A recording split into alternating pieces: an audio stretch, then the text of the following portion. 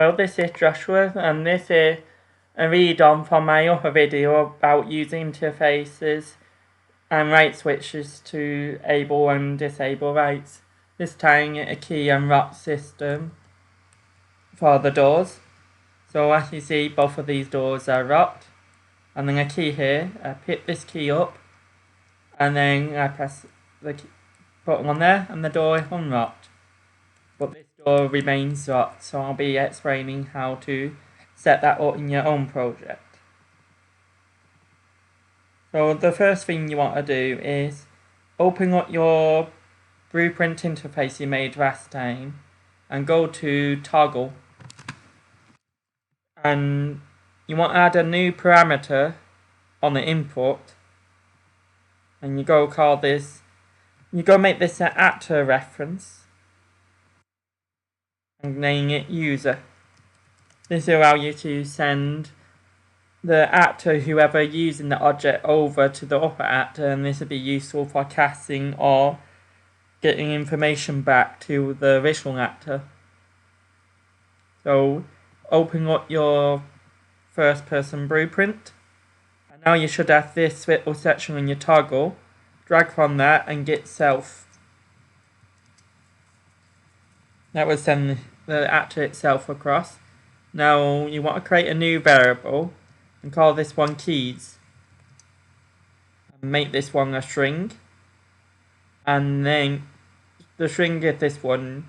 You can also use name as well, but I wouldn't recommend using text for the purpose of this. Text should be used for actual text the player would see.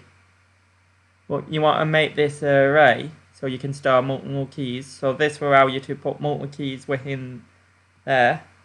And then you want to duplicate your switch twice. So BP key, and then duplicate again and name this one BP door.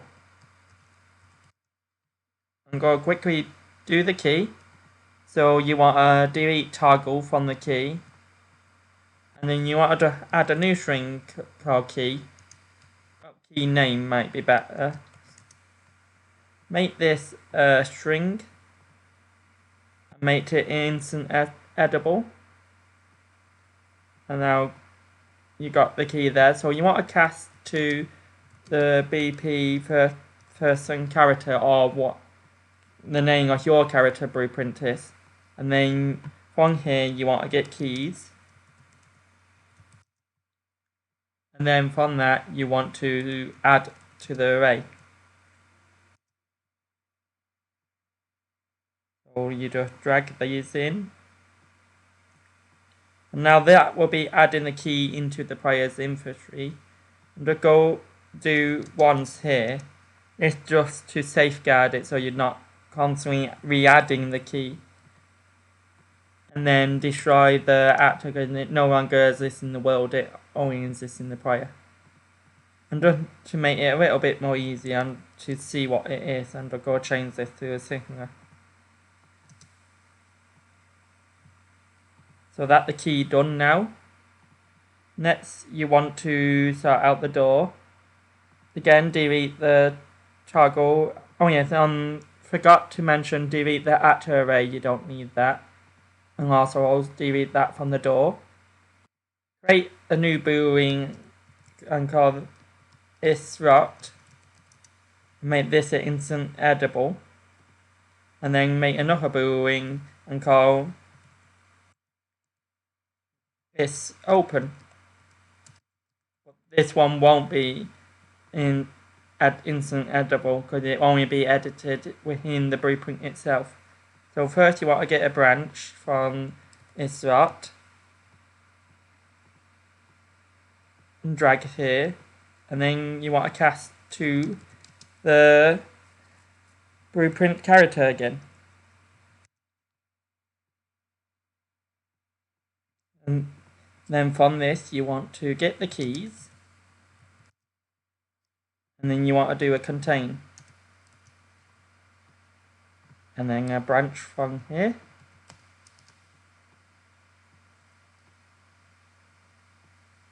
You just promote from the contain and name it key needed. And that will be the key you would need to open this door. Make that instance settable. And now from there, if hit false, you just want to add a print string for debugging purposes and just say rot.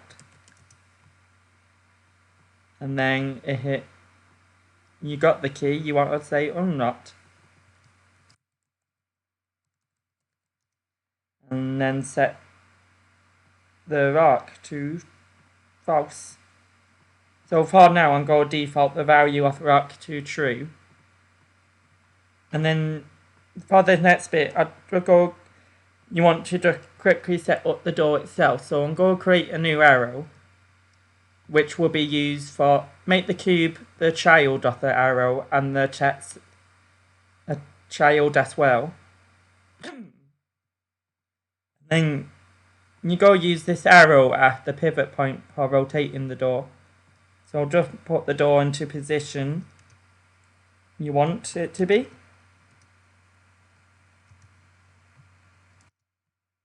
So that my door set up there. You would use a proper mesh for this, but and also you probably would use animation you wanted to instead. But for the purpose of this, you want to just stick with something simple and keep with the arrows and key. So I duplicated the text. So next bit is to add another text, move the text behind, and then rotate it 180. And this so you just see if your character looking at the door on either side of it. So compile that again.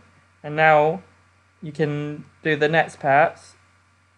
So you want to get set is open, and you want to, by default, your set open should be false. And then use not boolean, and then plug that into there, and that will allow you to close and open the door. But the last bit you need a move component to. And I'm not going to do a branch for this. Instead, I'm going to use the set node, which will only change the information you need to change instead of having the large node over multiple, taking up more room. So you want to plug in it's open to there. I'm going to put 90 degrees in true. You can edit this to what you want. Also, you can change settings such as the speed. So the higher this number, the slower the door will take. Bigger this is how long it would take to open or close. And then you can ease it in or out. You need to make sure your arrow is plugged into the component, otherwise it won't do anything. And then from there, you just need to get it relative location.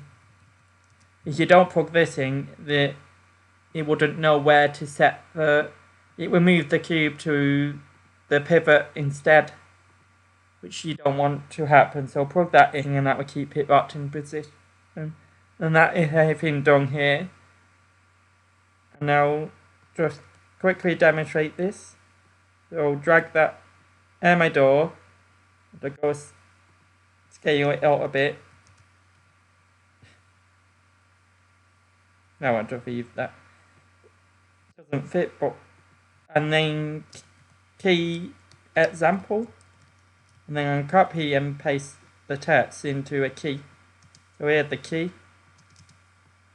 And then I paste the text there. And then before I just test it, it's a good idea to save your project. So I pick up the key and it unlocked. And if I try to open it without the key, it won't open. And also if I change the key name to something like no key, it won't open either. So I got the key, but no longer will open anymore. So this shows how you can use these key names to generate a large range of different keys for different doors, and also our doors share the same keys. And that is all within this video, and Hope you found the information helpful.